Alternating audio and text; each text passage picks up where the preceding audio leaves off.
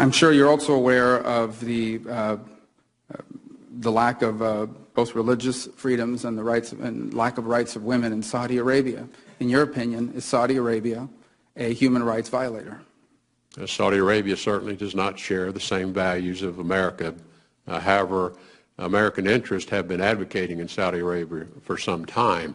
And I think the question is, what is the pace of progress that should be expected for the Kingdom of Saudi Arabia to advance rights to women and others in the country? But as it currently stands, do you consider what they're doing to be human rights violations? I would need to have greater information, Senator, in order to make a true determination of that. You're not familiar with the state of affairs for people in Saudi Arabia, what life is like for women? They can't drive. We've Yes. had people jailed and lashed. You are familiar with all of that? Yes, Senator, I'm familiar with all of that. And so what more information would you need?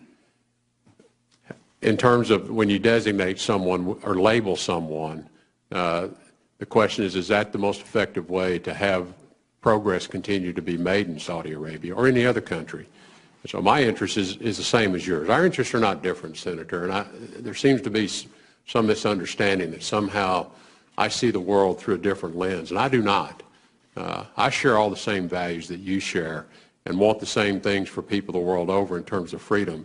But I'm also clear-eyed and realistic about dealing in cultures. These are centuries-long cultures, cultural differences. It doesn't mean that we can't affect them and affect them to change. And in fact, over the many, many years that I've been traveling to the kingdom, while the pace has been slow, slower than any of us wish, there is a change underway in the Kingdom of Saudi Arabia. How and if they ever arrive to the same value system we have, I can't predict that. But what I do believe is it is moving in the direction that we want it to move.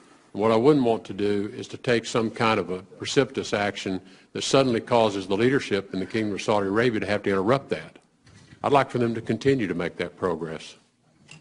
Thank you. Senator Menendez. Thank you, Mr. Chairman.